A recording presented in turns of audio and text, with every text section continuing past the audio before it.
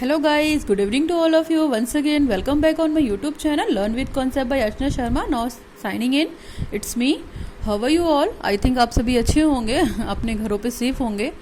Okay तो अभी हमने बहुत सारी वीडियोस पे स्टडीज़ की हुई थी, थिंकर्स के बारे में बात की थी हमने, ठीक है. और वो थिंकर्स मैंने इसलिए पढ़ाना ज़रूरी समझा क्योंकि वो सीटेट के पेपर में भी आपको हेल्प करता.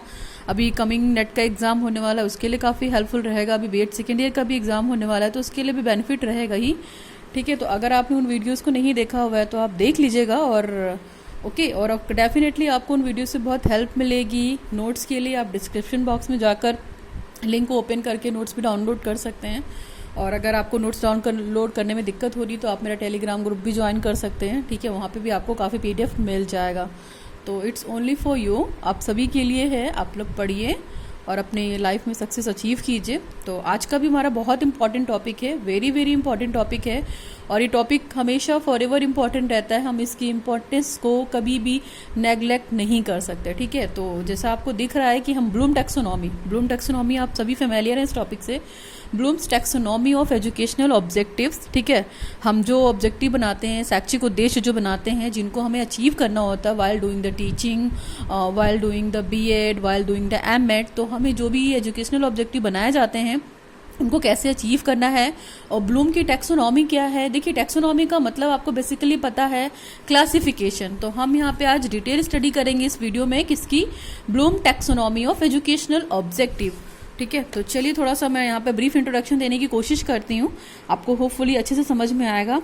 देखिए यहाँ पे ब्लूम टैक्सोनॉमी, ठीक है. तो टैक्सोनॉमी वर्ड से फेमिलियर है. टैक्सोनॉमी का मतलब क्या हुआ? किसी भी चीज़ का क्लासिफिकेशन करना, classification. Okay, hope you understand. तो यानी कि ब्लूम ने जो क्लासिफिकेशन दिया है या जो ब्लूम ने टैक्सोनॉमी दी है, हम उसी के बारे में यहाँ पे डिटेल स्टडी करेंगे, ठीक है. और ये इनका कंप्लीट नाम क्या है? डॉक्टर बी एस ब्लूम, ठीक है. और स्पेशली इन्होंने 1956 में ये क्लासिफिकेशन दिया था. आप इस चीज़ को याद रखिएगा, इस चीज़ का सन जरूर याद रखिएगा कि ये क्लासिफिकेशन उन्होंने 1956 में दिया था. डॉक्टर बी एस ब्लूम इनका नाम था. और अभी इसी टैक्सोनॉमी को 2001 में क्या किया गया है? रिवाइज्ड किया गया है. यानी कि इनकी टैक्सोनॉमी की जो भी कंपोनेंट्स थे या जो भी कंटेंट थे, उस कंटेंट को थोड़ा बहुत रिवाइज किया गया है. कब? 2001 में. तो आप ध्यान रखिएगा इन सब चीज़ों का. अगर आपसे रिवीजन पूछा जाए कि ब्लूम टैक्सोनॉमी को किस सन में रिवाइज किया गया, तो आप 2001 बोल सकते हैं. और ब्लूम टैक्सोनॉमी कब आई थी? 1956 में. लेकिन हम कंसीडर किसको करते हैं? हम 1956 वाली टैक्सोनॉमी को ही कंसीडर करते हैं अपनी टीचिंग के लिए और हम पढ़ने के लिए. दिए तो इन्होंने बहुत सारी चीज़ें हैं, तो इनके साथ मिलकर जो इनके एसोसिएट्स थे, जो इनके कोलिग्स थे, इन लोगों ने मिलकर ही क्या दिए हैं? एजुकेशनल ऑब्जेक्टिव की टैक्सोनॉमी को क्लियर किया हुआ है. तो चलिए हम मोटी मोटी बात करते हैं कि इन्होंने किन किन चीज़ों पे बात की है. तो आप ये चीज़ जरूर याद रखिएगा कि इन्होंने क्लासिफिकेशन दिया है 1956 में, और हम इसी क्लासिफिकेशन को पढ़ते हैं, ठीक है. डिटेल में पढ़ते हैं और डिटेल में स्टडी करने की कोशिश भी करते हैं. तो चलिए क्लासिफिकेशन ऑफ टीचिंग ऑब्जेक्टिव की अगर हम बात करते हैं तो सबसे पहले 3 ऑब्जेक्टिव आप ध्यान रखेंगे जब भी टैक्सोनॉमी बनाएंगे आप, ठीक है. ब्लूम टैक्सोनॉमी मैं मोटा मोटा बताती हूँ आपको. इन्होंने 3 कंपोनेंट दिए, ठीक है. सबसे पहला कंपोनेंट जो दिया है वो कॉग्निटिव डोमेन, ठीक है. कॉग्निटिव डोमेन, ठीक. Cognitive domain is the number 1. Number 2 is the effective domain. Okay, effective domain.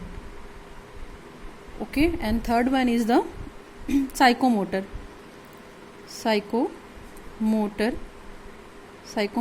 Domain, ठीक. तो आप इन नामों से फेमिलियर हो जाइए और आप इसे शॉर्ट में CAP भी पढ़ सकते हैं. आप कभी नहीं भूलेंगे. आप अगर इसको कैप पढ़ेंगे ना तो कभी नहीं भूलेंगे. तो इस चीज़ को, ये शॉर्ट ट्रिक है, याद रखिएगा. C goes for the cognitive and A goes for the affective and P goes for the psychomotor. और एक चीज़ और ध्यान रखिएगा, साइकोमोटर को पहले कौन सा बोलते थे? सेंसरी बोलते थे, सेंसरी डोमेन. सेंसरी डोमेन का मतलब समझ रहे हैं कि नर्व से रिलेटेड है. जब बच्चा पैदा होता है तो वो बहुत सेंसिटिव होता है. आपको पता है, अगर आप उस बच्चे को अपनी फिंगर पकड़ाएंगे तो तुरंत क्या करता है? आपकी फिंगर को ग्रैप्स कर लेता है. तो सेंसरी मोटर इससे रिलेटेड है. और सेंसरी मोटर के बाद ये जो डेवलपमेंट हुआ है, इसको कोनेटिव भी बोले थे, कोनेटिव, ठीक है. कोनेटिव भी बोलते हैं, लेकिन अभी करंट टाइम में हम इन वर्ड्स को कंसीडर नहीं करते हैं, ना सेंसरी वर्ड को कंसीडर करते हैं, ना कोनेटिव वर्ड को कंसीडर करते हैं। अभी जो हम कंसीडरेशन करते हैं थर्ड वाले डोमेन के लिए साइकोमोटर डोमेन, या इसी को हम बोल सकते हैं क्रियात्मक पक्ष, है ना, जहाँ पे बच्चा एक्टिविटी करेगा। और साइको का मतलब आपको पता है कि मन से या मन शारीरिक से, ठीक है। और कॉग्निटिव को अगर हिंदी बात करते हैं तो ये ज्ञानात्मक पक्ष इसको बोलेंगे हम इसको, और अफेक्टिव को भावात्मक पक्ष बोलेंगे, ठीक है। तो ये 3 क्लासिफिकेशन आप जरूर याद रखिएगा ब्लूम टैक्सोनॉमी का 1956 में, और इसी को कंसीडरेशन करेंगे। तो ये थोड़ा सा इंट्रोडक्शन था कॉग्निटिव, अफेक्टिव एंड साइकोमोटर। आप इसे कैप के फॉर्म में याद रखिएगा, आपको बिल्कुल भूलेंगे नहीं, ठीक। तो अभी हम देखते हैं कि हमारा डिटेल स्टडी क्या है, कैप में हम किन किन चीज़ों की पढ़ते हैं, ठीक। चलिए तो थोड़ी सी चीज़ और समझने की कोशिश करते हैं। सबसे पहला जो हमारा डोमेन आया है वो कॉग्निटिव डोमेन आया है, ठीक है। तो कॉग्निटिव डोमेन का मतलब क्या होता है पहले ही समझिए। कॉग्निटिव का मतलब हो गया हमारा कोई भी चीज़ संज्ञान में आना, ठीक है, या आप इसी को नॉलेज भी बोल सकते हैं, नॉलेज में आना, ठीक है। यानी कि यहाँ पे क्या ब्रेन का यूज़ होगा, ठीक है, माइंड का यूज़ होगा, किस लिए, इंफॉर्मेशन को गेन करने के लिए। तो कॉग्निटिव वाली जो चीज़ें होंगी, और देखिए हम सबसे ज़्यादा मोस्ट इम्पॉर्टेंट है ये, हम सबसे ज़्यादा जो टीचिंग मटेरियल एड में यूज़ करते हैं या टीचिंग करते हैं या कहीं भी जो भी हम जनरल टीचिंग की भी बात करते हैं तो हमेशा हम कॉग्निटिव डोमेन की ही बात करते हैं।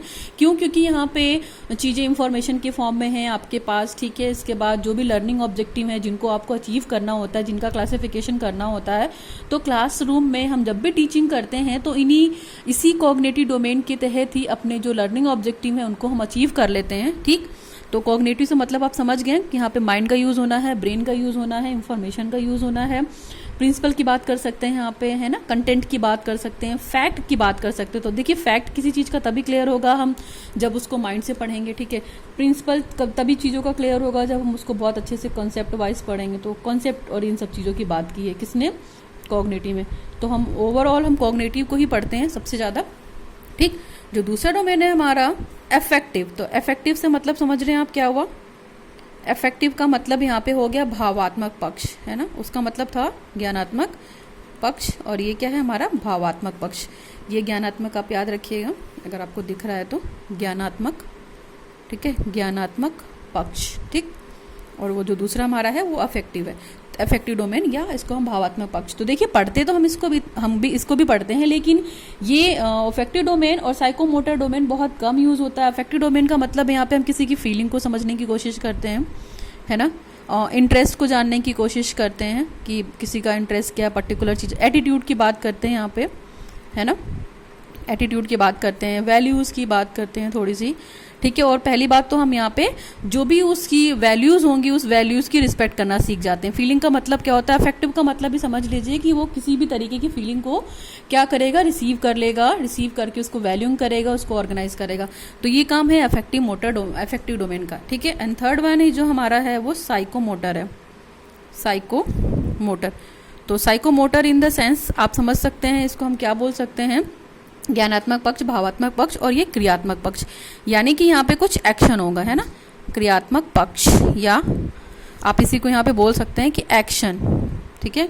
एक्शन की बात करेंगे हम, फिर एक्टिविटी की बात करेंगे। Action in the sense is the activity, like क्या हो सकता है हमारा एक्शन, आपको पता है, राइटिंग, ओके, राइटिंग की बात कर सकते हैं हम।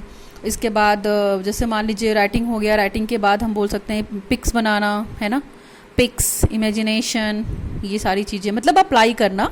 और स्किल्स की बात कर सकते हैं कि हमारे अंदर कौन कौन सी स्किल्स प्रॉपर वे में डेवलप हैं, तो इन सब चीज़ों के बारे में बात करेंगे। तो होपफुली आपको ये डिफरेंस क्लियर हुआ होगा तीनों में, ठीक है। कॉग्निटिव का मतलब हम कि ब्रेन को यूज़ करेंगे, नॉलेज गेन करेंगे यहाँ पे, ठीक है। और यहाँ फैक्ट की बात करेंगे, प्रिंसिपल की बात करेंगे, कॉन्सेप्ट की बात करेंगे।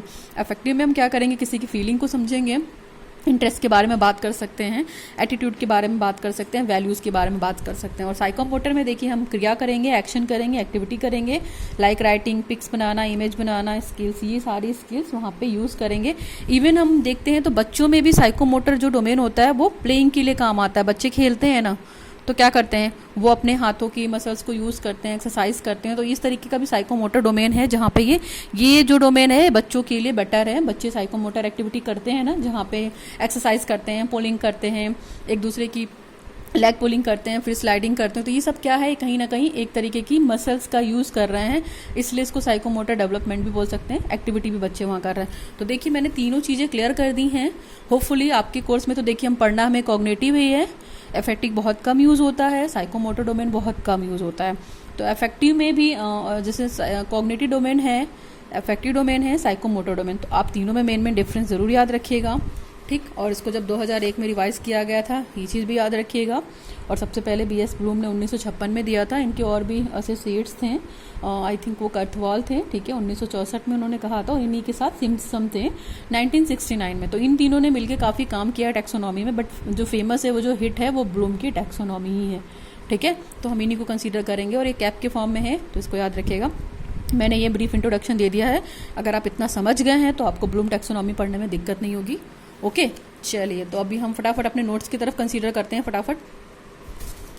ओके, नाउ चलिए, हाँ, हमारा जो है ये पहला पेज देखिए, पहले पेज में मैंने क्या बना रखा है, क्लासिफिकेशन ऑफ टीचिंग ऑब्जेक्टिव, ठीक है।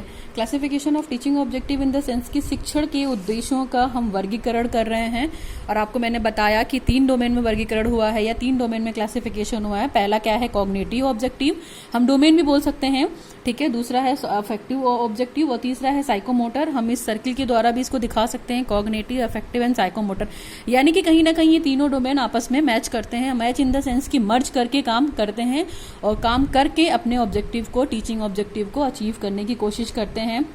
और अचीव करने के साथ क्या करेंगे, जाहिर सी बात है कि इन ऑब्जेक्टिव को फॉलो करके अपने जो बिहेव में चेंजेस लाना होगा वो चेंजेस लाएंगे, यानी कि जो हमारा लर्निंग ऑब्जेक्टिव है कहीं ना कहीं उसको अचीव करेंगे।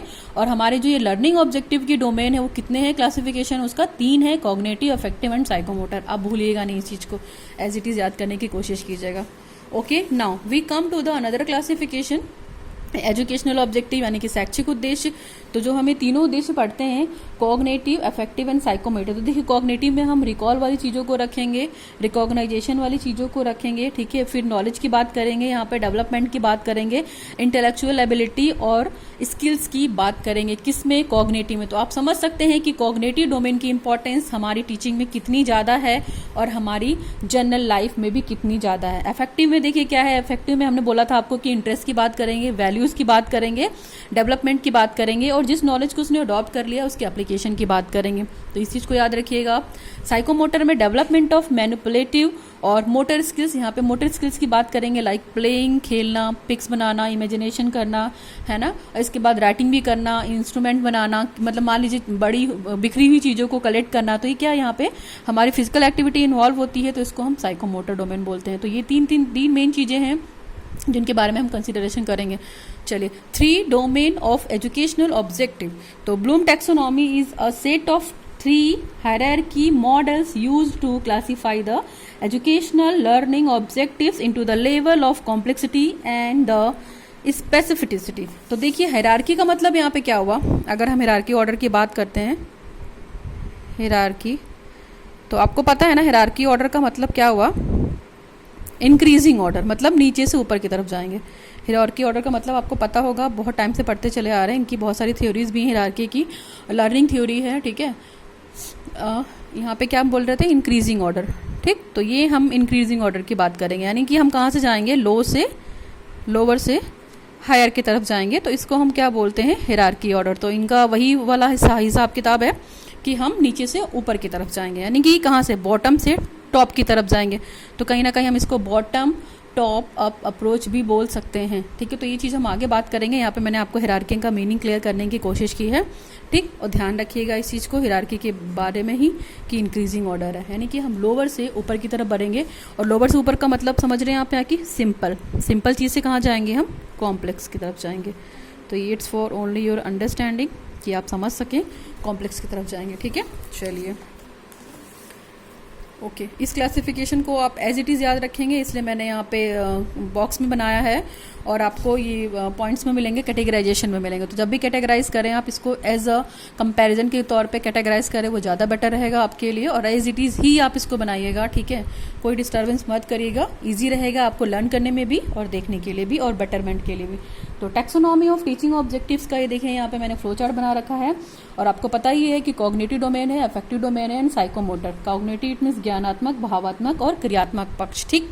तो कॉग्निटिव आपको पता है, कॉग्निटिव जो कैटेगरी है वो किसने दी थी, डॉक्टर बीएस ब्लूम ने 1956 में दी थी और इसको 2001 में रिवाइज्ड भी किया गया है ना। तो 1956 आप याद रखिएगा और 2001 याद करिएगा, ठीक।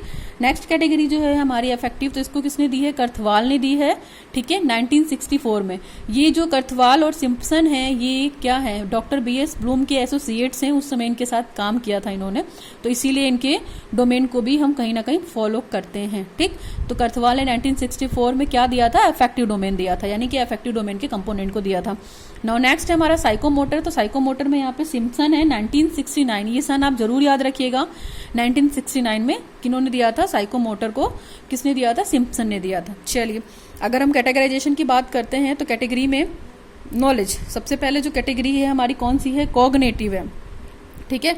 तो कॉग्निटिव में जो भी चीजें हैं हमारी, हम उसको 1 बाय 1 पढ़ने की कोशिश करेंगे और कॉग्निटिव को आप बहुत अच्छे से पढ़िए। क्यों, क्योंकि ये कॉग्निटिव आपको ये काम आने वाला है, बिकॉज ऑफ दैट कि कॉग्निटिव हमारी लर्निंग टीचिंग ऑब्जेक्टिव में यूज होता है और हम जानने की कोशिश करते हैं कि किन किन चीज़ों का है। तो हम कॉग्निटिव को डिटेल में पढ़ेंगे, बाकी भी पढ़ेंगे, ठीक है, लेकिन कॉग्निटिव को सबसे ज़्यादा डिटेल में पढ़ेंगे। तो हम देखते हैं कॉग्निटिव में क्या है। सबसे पहला है नॉलेज, फिर है comprehension, application, analysis, synthesis and evaluation. तो ये कितने हैं, 2, 2, 4, 6 कंपोनेंट है और आप इसको एज इट इज़ लर्न करेंगे, इसमें कोई डिस्टर्बेंस नहीं करेंगे कि नॉलेज के बाद आप एप्लीकेशन ले आएँ या सिंथेसिस ले आएँ, नहीं। सबसे पहले आपको नॉलेज, फिर कॉम्प्रीहेंशन, फिर application, then analysis, then evaluation, analysis के बाद सिंथेसिस एंड सबसे लास्ट में इवेल्युएशन। तो ये है एक सीक्वेंस ऑर्डर है, आप इसे इसी तरीके से याद करिएगा, ठीक। आपको पता है नॉलेज का मतलब ज्ञान हो गया, कॉम्प्रीहेंशन का मतलब किसी भी चीज़ को समझना हो गया, एप्लीकेशन का मतलब उस ज्ञान को समझकर अपनी लाइफ में अप्लाई करना, और अप्लाई करने के बाद उसको सेगमेंट्स में तोड़ना या ब्रेक में करने को हम एनालिसिस करते हैं। ब्रेक में करने के बाद जो भी हमने किसी भी चीज़ पे अगर हम स्टडीज़ करने जा रहे हैं तो ब्रेकिंग करके उसके हर पार्ट की स्टडी करने को एनालिसिस करते हैं और फिर उसी पार्ट्स को कंबाइन करके जोड़ के स्टडी करने को हम सिंथेसिस कहते हैं। और सबसे लास्ट में जो हमारा रिजल्ट आता है वो इवैल्यूएशन कहलाता है, ठीक है। तो अभी हम इनको डिटेल पढ़ने की कोशिश करते हैं कि कॉग्निटिव डोमेन में क्या क्या है, तो थोड़ा सा समझते हैं, ठीक है। इसके बाद हम अफेक्टिव डोमेन के बारे में बात करेंगे। वीडियो थोड़ा लेंदी हो सकता है बट आपको काम आएगा और आपके नॉलेजफुल में रहेगा, ठीक है। तो इसको हम फ्लो चार्ट से समझने की कोशिश करते हैं। चलिए यहाँ पे मैंने बना रखा है, आपको प्रॉब्लम नहीं होगी, ठीक है। तो सबसे पहला डोमेन जो हमारा वो है क्या है, कॉग्निटिव डोमेन, या इसी को हम संज्ञानात्मक पक्ष बोलते हैं, और बीएस ब्लूम ने ये 1956 में दिया था, ठीक। तो हम ये हमेशा पिरामिड बनाएंगे और हमने आपको बात की कि क्या ये हायरार्की ऑर्डर में है, ठीक है, यानी कि लो से अपर की तरफ है, यानी कि लोवेस्ट लेवल से हाईएस्ट लेवल की तरफ है। तो लोवेस्ट लेवल पर आपको पता है कि हमारी क्या है, नॉलेज है, और नॉलेज जाकर सबसे हाईएस्ट लेवल में कहाँ जाएगी, वो इवैल्यूएशन में जाएगी, ओके। तो आप इस ट्रायंगल के थ्रू समझने की कोशिश कीजिए कि क्या क्या चीज़ें हैं, ठीक है। तो हम अभी इनके बारे में थोड़ा सा डिटेल जानने की कोशिश करते हैं। चलिए, लोवेस्ट लेवल हमारा हो गया, मतलब एक असेंडिंग ऑर्डर, इधर से देखा जाए तो डिसेंडिंग ऑर्डर है। तो सबसे पहला हमारा जो है वो नॉलेज है, नॉलेज इन द सेंस ज्ञान, ठीक है। सबसे पहले हमने किसी चीज़ की इंफॉर्मेशन कलेक्ट की, ठीक है। इंफॉर्मेशन कलेक्ट करने के बाद हमने चीज़ों को क्या किया, हमने उसको समझने की कोशिश की, यानी कि कॉम्प्रिहेंसिव में लाएं। तो हमने सबसे पहले नॉलेज गेन की किसी भी चीज़ के लिए। मान लीजिए कोई भी टॉपिक पढ़ना है या मान लीजिए ग्रेविटेशन ही पढ़ना है, तो हमने सबसे पहले ग्रेविटेशन की जो रूल्स रेगुलेशन थे उसको समझने की कोशिश की, मतलब उसको एज ए इंफॉर्मेशन गैदर किया, ठीक है। गैदर करने के बाद हमने क्या किया, कॉम्प्रिहेंसिव। कॉम्प्रिहेंशन का मतलब यहाँ पे कि अंडरस्टैंडिंग से कंसीडर कर सकते हैं आप कि हमने चीज़ों को समझने की कोशिश की और समझ करके उस ग्रेविटेशनल फोर्स को या उस ग्रेविटेशन को जानने की कोशिश की, और कोशिश करके हमने क्या किया, उस जो नॉलेज को मिली है हमें और जिस नॉलेज को हम समझ गए हैं उसकी इंफॉर्मेशन को अप्लाई किया अपनी लाइफ में, ठीक। और लाइफ में अप्लाई करने के बाद उस नॉलेज को फिर हमने उस नॉलेज की एनालिसिस की, यानी कि हमने कोशिश की कि ग्रेविटेशनल फोर्स अगर हम पढ़ रहे हैं तो कोई भी चीज़ अगर हम ऊपर की तरफ फोर्स फेंकते हैं, ग्रेविटेशन के बारे में हम बात करते हैं तो वो सीधे नीचे आ जाती है। तो उसके पीछे का रीज़न क्या है, हम एक एक फैक्ट के बारे में बात करेंगे, तब वो क्या कहलाएगी, कंडीशन हमारी एनालिसिस। इसके बाद जब एनालिसिस हो जाएगी तो हम ये देखेंगे कि कोई भी चीज़ अगर हम थ्रो करते हैं ऊपर की तरफ तो वो डायरेक्टली नीचे आकर ज़मीन में गिरती है। क्यों गिरती है, ग्रेविटेशनल फोर्स की तरफ। क्यों, क्योंकि पृथ्वी अपनी और हर वस्तु को आकर्षित करती है। अगर हम धरती पे चल भी रहे हैं तो कहीं ना कहीं फ्रिक्शन है, ठीक है। तो ये भी क्या है, एक तरीके का ग्रेविटेशनल फोर्स है। तो हमने क्या किया वहाँ पे, नॉलेज को इकट्ठा भी किया, इकट्ठा करके सिंथेसाइज किया, तो सिंथेसिस भी एवोल्यूशन किया। इसके बाद ओवरऑल हमको पता चल गया कि ग्रेविटेशनल फोर्स या ग्रेविटेशन क्या है, तो उसके बाद हमने उसका इवैल्यूएशन किया, यानी कि हम सबसे लो लेवल से कहाँ पे गए, सबसे हाई लेवल पे गए, है ना। ज्ञान, नॉलेज की बात की, कॉम्प्रिहेंशन की बात की, एप्लीकेशन की बात की, एनालिसिस की बात की, देन सिंथेसिस की बात की, और सबसे लास्ट में इवैल्यूएशन। ठीक है। तो ये इधर से अगर हम देखेंगे तो ये लोवेस्ट से हाईएस्ट की तरफ गया तो असेंडिंग ऑर्डर हो गया। ठीक है। और इसके बाद हाईएस्ट से लोवेल की तरफ आया तो ये डिसेंडिंग ऑर्डर हो गया, और ये 1956 वाला है। ठीक है।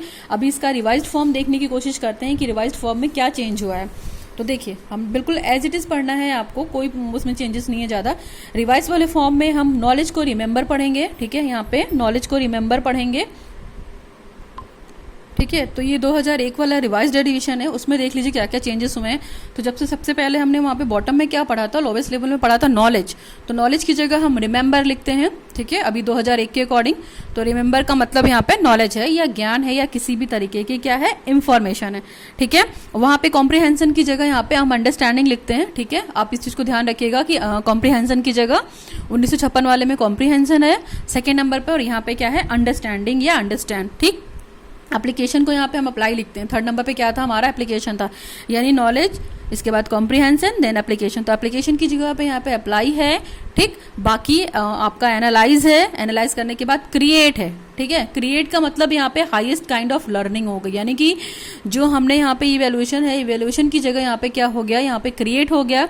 और क्रिएट क्या है, मतलब कुछ आप नई अपनी नॉलेज में कुछ गेन करके कुछ नया क्रिएट करते हैं, तो उसको हम क्रिएशन बोलते हैं, और क्रिएट करते हैं।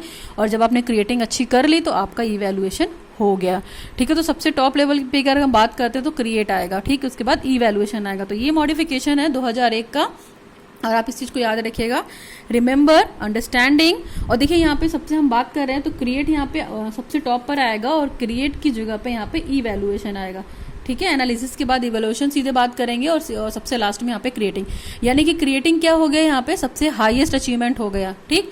और एक चीज़ देखते हैं, देखिए अगर हम किसी चीज़ को बॉटम से चलते हैं, अप की तरफ जाते हैं, तो उसको हम क्या बोलते हैं, बॉटम अप अप्रोच। तो इसको हम बॉटम अप अप्रोच के नाम से भी जानते हैं।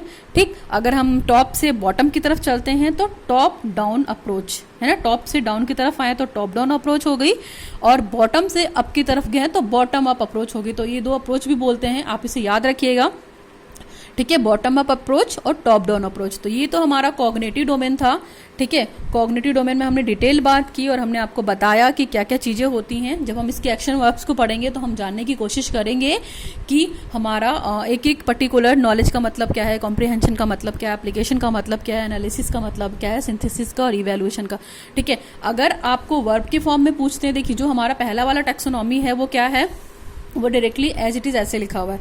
तो यहाँ पे अगर हाईएस्ट पॉइंट की बात करते हैं तो यहाँ पे क्या है, इवैल्यूएशन है। ठीक है। 1956 के अकॉर्डिंग। लेकिन आपको किसी भी एग्जाम में अगर ये डायरेक्टली दे देता है और 2001 के हिसाब से पूछता है और वर्ब के फॉर्म में दे देता है, तो आपका सबसे हाईएस्ट अचीविंग लेवल क्या होगा, क्रिएशन होगा। अगर आपने अपनी नॉलेज में किसी तरह की क्रिएटिविटी ला दी है तो क्या हो गया, वो हाईएस्ट लेवल हो गया। यहाँ पे हम हाईएस्ट लेवल बोल सकते हैं क्रिएटिविटी को, हाईएस्ट लेवल।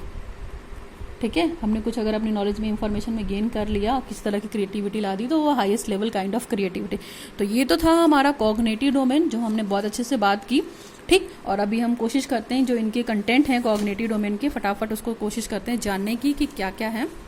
तो देखिए एक एक वर्ड को हम समझने की भी कोशिश करते हैं, और यहाँ पे मैं आपको बता देती हूँ कि नॉलेज में क्या है, अंडरस्टैंडिंग में क्या है, चीज़ों में क्या है, तो आपको कोई भी दिक्कत नहीं होगी।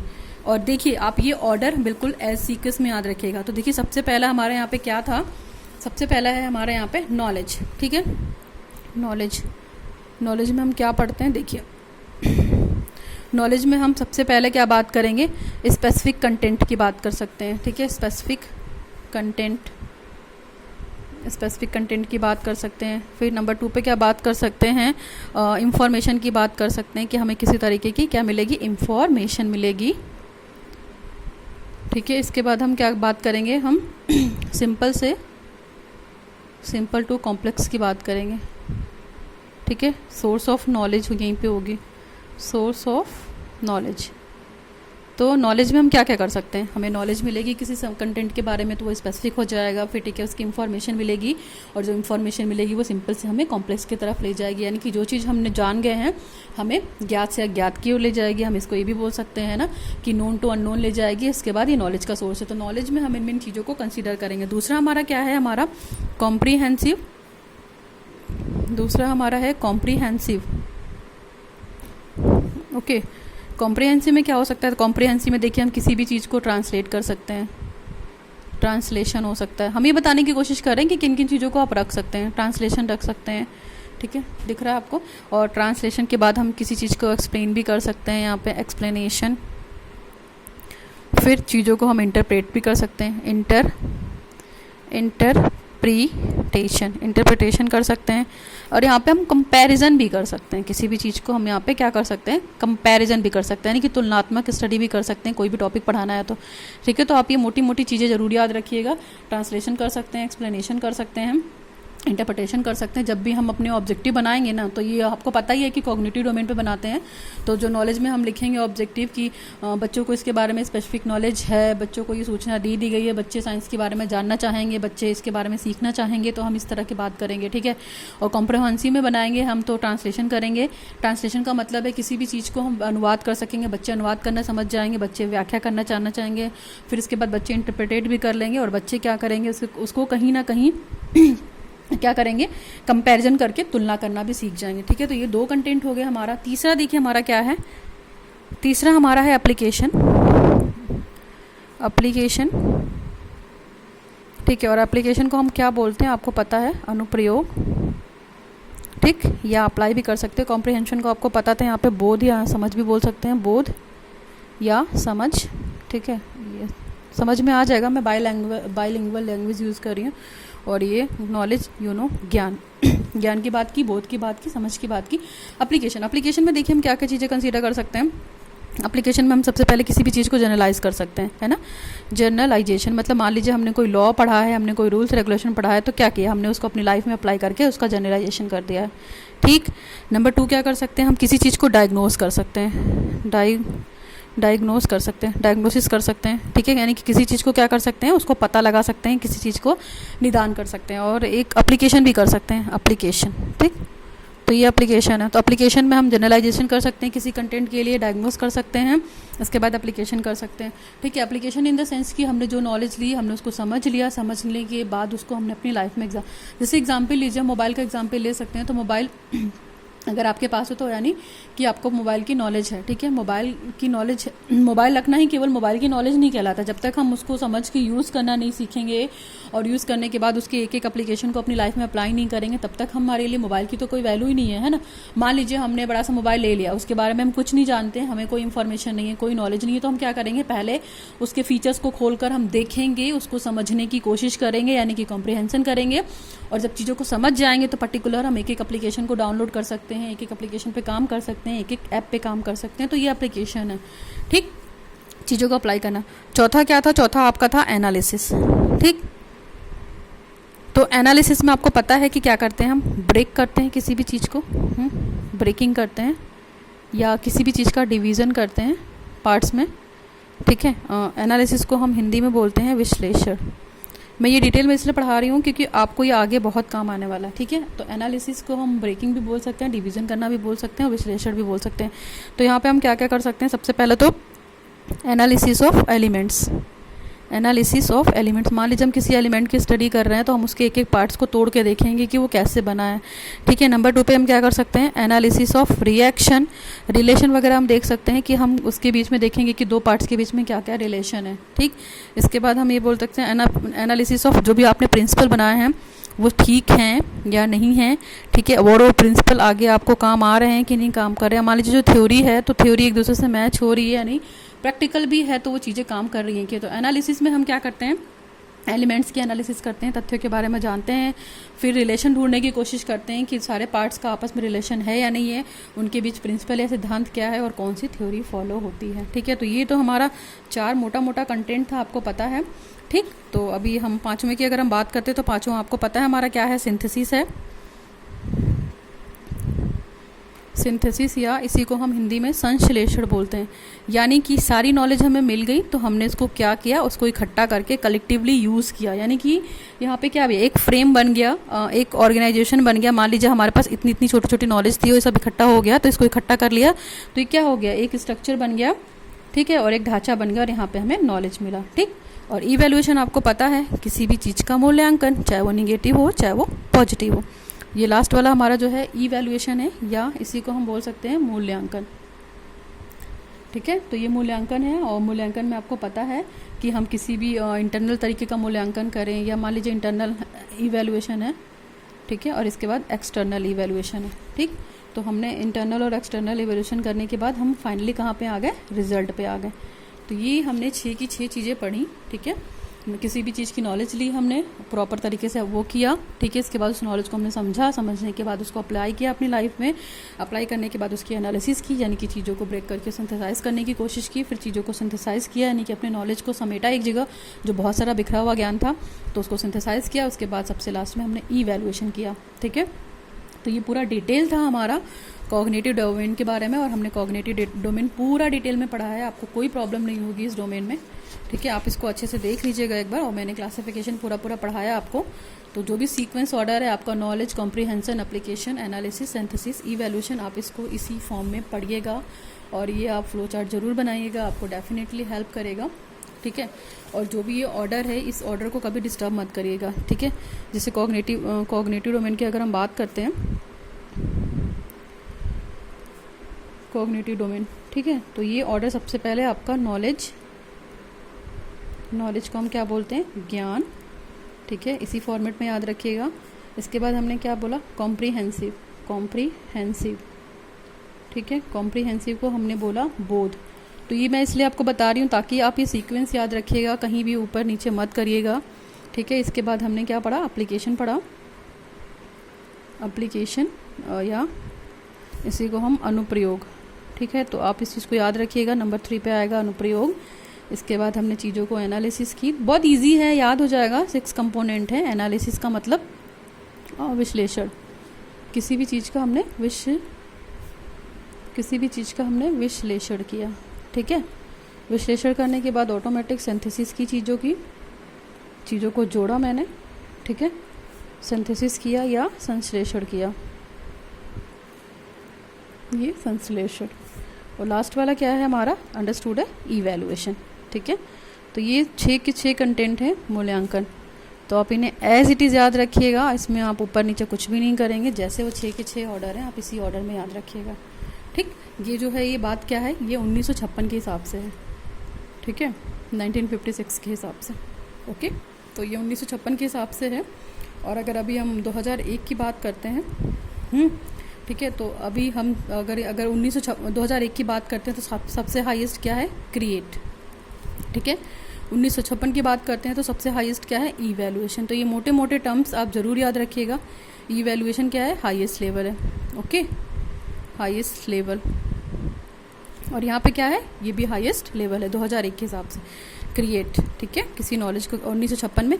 तो हम कुल मिला के यही फॉलो करते हैं, और मैंने आपको दोनों पिरामिड के हिसाब से ये दिखा दिया है, और डोमेन मैंने क्लियर भी कर दिया है। इसको हम टॉप डाउन अप्रोच बोलते हैं, बॉटम अप अप्रोच भी बोलते हैं, और कहीं से भी कंटेंट वाइज देखा जाए तो आप इजी वे में कर सकते हो, कोई दिक्कत नहीं है, है ना। अगर हम देखिए, अगर हम बॉटम से ऊपर की तरफ गए, ये मान लीजिए बॉटम है, और ये अप है, तो क्या हो गया, हमारा कौन सा अप्रोच बन गया, बॉटम अप अप्रोच। ठीक, फिर इसका जस्ट उल्टा गए, यानी कि हम अप से कहाँ आ गए, सॉरी, अप या टॉप भी बोल सकते हैं आप इसको, टॉप से बॉटम पे आ गए।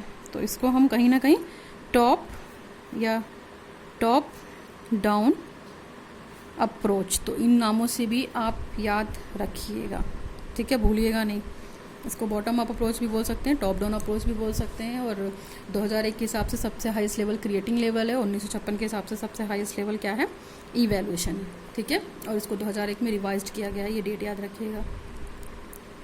नाउ ठीक है, तो ये हमारा कॉग्निटिव डोमेन प्रॉपर वे में कंप्लीट होता है।